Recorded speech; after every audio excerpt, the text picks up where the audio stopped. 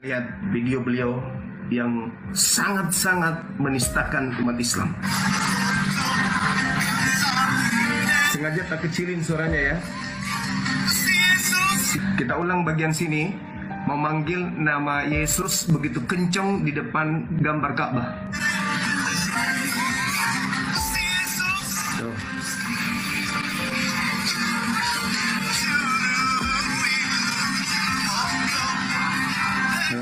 Nah, ini karena kemudian teman-teman ya dari beberapa aliansi jelas umat Islam merasa terhina di situ ya, merasa ternodai dengan apa yang kemudian dilakukan oleh si Dosma ini.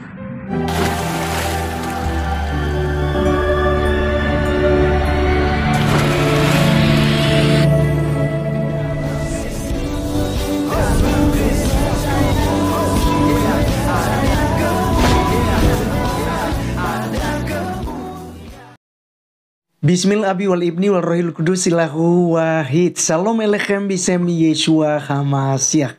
Teman-teman sekalian, pada kesempatan kali ini kita akan membahas mengenai si Juma ya, si mulut busuk ya. Saya katakan si mulut busuk kenapa? Karena memang kerjaannya adalah mengganggu kekristenan, mengutip-ngutip ayat-ayat Alkitab lalu ditafsirkan seenak-enaknya ya. Yang penting dapat koin ya kan gitu. Yang penting disupport ya oleh pengikut-pengikutnya ya. Jadi teman-teman sekalian, kali ini dia mempersoalkan tentang video daripada Bang Dosma si Jabat yang telah melaporkan dirinya ke Polda Sumatera Utara terkait dugaan penistaan agama. Dan saya mau katakan sebenarnya ini bukan hanya dugaan lagi, tapi ya jelas-jelas ya video-videonya itu sangat menistakan kekristenan. Nah teman-teman sekalian, dia mencoba mencari remis ya. Coba cari bagaimana kemudian Dosma si Jabat itu ya takut dan akhirnya mencabut kembali laporan itu. Ya tentu saja tidak semudah itu teman-teman sekalian. Kalau udah masuk laporan ke polisi ya tidak segampang itu. Jadi proses itu akan terus berjalan. Nanti apakah terbukti atau tidak itu biarlah penyidik yang menentukan itu. Nah teman-teman sekalian, sangat menarik. Mari kita mendengarkan dulu bagaimana kemudian dia membangun sebuah opini, bahkan mengajak ya pihak-pihak yang tersakiti. Pihak tersakiti tentang video itu ya. Mari kita dahulu dengarkan dan nanti kita akan dengarkan juga penjelasan daripada Bang Dosma. Berikut videonya. LP pelaporan terhadap Bang Suma oleh seorang oknum bernama Dosma.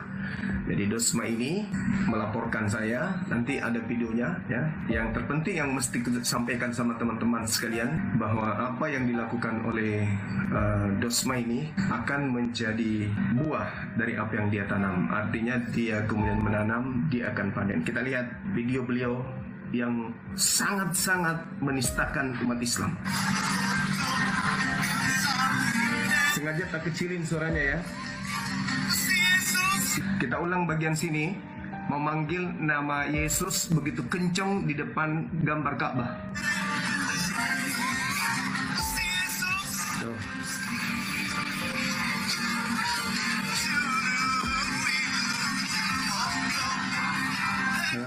Nah, ini karena kemudian teman-teman ya dari beberapa aliansi jelas umat Islam merasa terhina di situ ya, merasa ternodai dengan apa yang kemudian dilakukan oleh si Dosma ini ya. Umat Islam merasa dinistakan dengan perbuatan beliau yang berjoget di depan gambar Ka'bah yang begitu besar. Tapi kemudian dia klarifikasinya lucu teman-teman. Dan setelah saya perhatikan wajah dari orang ini, lama-kelamaan saya mengingat teman lama Anda juga, yaitu Luga Tambunan. Semakin saya perhatikan, semakin lama semakin mirip wajahnya. Sama-sama ganteng, sama-sama cakep. Ya subhanallah. Ya, jadi antara Dosma dengan Bang Luga itu ada mirip-miripnya. Kita lihat ya. Mungkin karena mereka sama-sama anak Teos, jadi wajah mirip. Semakin saya tatap, semakin mirip wajah daripada Bang Luga Tambunan. Nah, kita lihat video yang akan saya tayangkan. Kelihatannya nih, menurut penilaian saya nih, dia lagi dumbat. Kalau orang Jepang Peranakan Makassar bilangnya lagi dumbat. Ya, kita lihat. Halo, selamat siang, salam sejahtera untuk kita semua. Assalamualaikum warahmatullahi wabarakatuh. Mirip kan? Kiranya Tuhan selalu menyertai dan memberikan kita kesehatan dan juga kesuksesan. Sebenarnya saya mau tertawa berapa hari ini saya dibuat menjadi bahan katanya yang akan dilapor oleh Sumba dan kawan-kawan. Ya, saya sebenarnya nggak masalah dan saya hanya bisa menertawakan, berarti mereka harus belajar lagi lebih dalam apa itu disebut dengan rumus pemidanaan.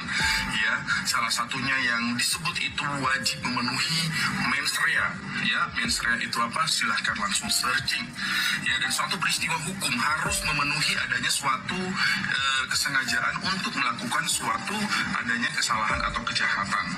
Gitu ya. Jadi salah satu rumus yang terpenuhi selain dari unsur yang lainnya. Oke, saya masuk penjelasan sebenarnya kenapa kok bisa saya menari di Ka'bah. Aku bingung ya. Apakah memang ada hal atau ada suatu keputusan yang menyatakan bahwa itu tidak boleh. Kalau tidak boleh ya biar saya mengetahui dan saya harus menganalisa. Tapi saudara-saudara lihat, dia bertanya, apakah ada larangan berjoget di depan lukisan Ka'bah yang begitu besar? Kata orang ini, si Dosma ini, katanya dia tidak temukan larangan itu. Oke, kalau demikian tidak ada larangan kemudian berjoget di depan Ka'bah. Padahal sekarang ini Anda sedang melaporkan saya yang membakar kaos, di mana tak ada juga larangan membakar kaos. Memang ada larangan membakar kaos. Mana larangannya bakar baju kaos? Ada larangannya? Tak ada larangan. Dan saya lakukan itu secara spontan karena ulah misionaris. Dia datang kemudian mengajarkan sesuatu yang menyalahi perundang-undangan. Di SK 2 Menteri antara Menteri Agama dan Menteri Dalam Negeri itu ada Undang-Undang nomor 1 di tahun 1979 pasal 4. Tidak boleh menyebarkan agama. Ya, teman-teman sekalian, itulah videonya si Ustadz Juma ya, yang disebut sebagai gurunda oleh pengikut-pengikutnya.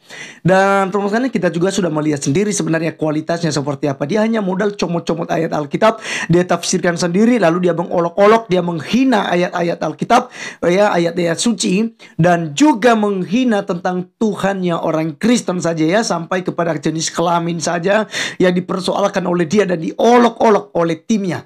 Nah, teman-teman sekalian, tentu hal inilah yang dilihat, yang dinilai oleh praktisi-praktisi hukum ya, di HBP Horas Bongso Batak ya teman-teman sekalian. Pada akhirnya mereka melaporkan bukan hanya saja Juma tetapi juga Unirifat dan juga Nora Aritonang.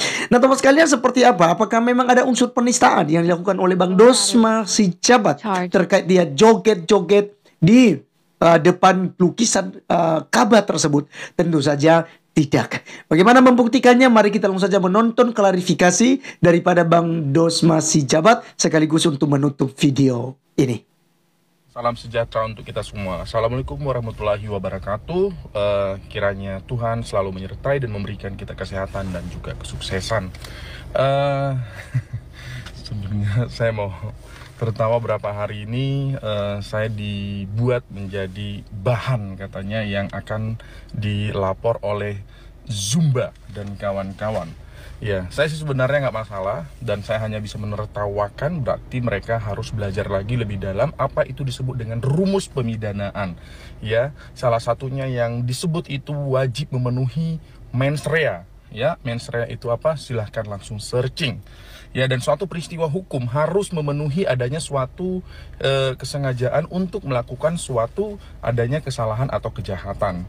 Gitu ya. Jadi salah satu rumus yang terpenuhi selain dari unsur yang lainnya.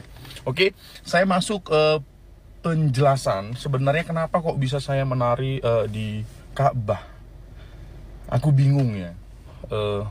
Apakah memang ada hal atau ada suatu keputusan yang menyatakan bahwa itu tidak boleh. Kalau tidak boleh ya biar saya mengetahui dan saya harus menganalisa. Tapi sejauh ini nggak ada gitu. Bahkan saya tanya ke kiai dan juga orang-orang yang beragama, ustadz dan juga agama-agama yang sekiranya memahami pendalaman itu, tidak ada. Jadi aku bingung orang ini tujuannya apa tuh ya. Jadi ceritanya sebenarnya adalah itu pada saat saya di Jember, Jawa Timur. Itu adalah rumah dari pimpinan cabang kantor kita di Jawa Timur. Ya, tepatnya kita lagi menangani kasus di Jember, Jawa Timur. Terus pada saat saya masuk ruangan, karena itu masih pakai baju kerja ya, masuk ruangan, terus saya lihat itu, saya mengagumi, wow, gede, keren gitu kan. Berarti saya kan mengagumi, toleransiku baik dong. Ya, dan di situ banyak orang ya, karena di situ ada lagi kumpul ibu-ibu lagi kumpulan pengajian atau warga di situ, mereka ada buat bisnis. Oke, saya masuk ke dalam. Pas saya masuk ke dalam, gila saya keren, suka banget, suka. Nah, karena kan saya suka seni. Oke, kenapa saya bilang suka dan bagus banget? Itu dibingkai, tapi itu bukan lukisan pada umumnya, tapi lukisan yang di tembok. Ingat, saya ulang sekali, itu adalah tembok ya, tembok rumah pimpinan cabang kantor kita Law Firm DRS Jawa Timur.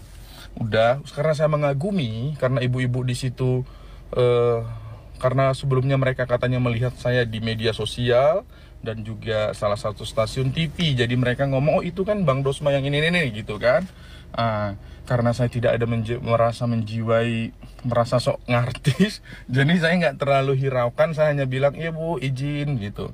Nah, tapi karena mereka sambil ketawa-ketawa dan juga memfoto, yang juga katanya mau ngajak tiktokan, jadi spontanitas lah, karena waktunya tidak terlalu bisa cepat ya. Jadi saya langsung searching lagu, karena saya lagi tinggal di daerah Jawa, jadi saya searching, dan itu yang muncul adalah lagu rohani, yang memang saya mau mencari lagu rohani ya, lagu rohani yang bahasa Jawa, dan itu bagus menurut saya, ketukannya, liriknya, semuanya, dan saya juga memahami. Cukup saya mendengar sebentar, saya langsung membuat gerakan, dan itu yang memvideokan itu adalah beneran ustadz juga gitu kan. Dan saya juga izin, ini nggak apa-apa ya, nggak apa-apa ya kan, kamu suka, kamu bagus, itu kamu suka gitu. Nggak mungkin tak angkat lukisannya ya. Kalau saya menyukai tidak, yang ada saya bilang, sampaikan ini tuh siapa yang melukis, siapa yang ini, siapa yang itu, kok bagus banget ya, karena saya mengagumi. Dan nggak mungkin tak angkat karena kan itu tembok ya, dilukis di tembok, hanya dibuat bingkai gitu. Makanya saya hanya bisa mengabadikannya melalui video, nggak mungkin juga foto. Kenapa? Karena saya pengen mendokumentasikan bahwa itu keren. Kalau foto kan masih bisa editingnya gitu, kalau video itu adalah originalnya. Begitu mengenai video itu ya, sampai ada di YouTube, ada di TikTok, bahkan mereka membuat penggosipan yang luar biasa membahas itu. Silahkan ya, silahkan. Terus saya langsung telepon juga teman-teman di Bandung ya, karena ada perkumpulan dokter profesor hukum. Saya bilang, Bang, ini kok saya diginiin kan. Di situ di organisasi kita kan banyak ya yang lawyer muslim. Kalau saya salah dibilang salah ya, saya bilang gitu. Salah dari mana sih?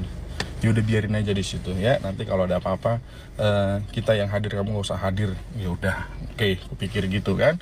Nah, terus saya juga mau menekankan juga, itu selesai yang tadi ya, case close.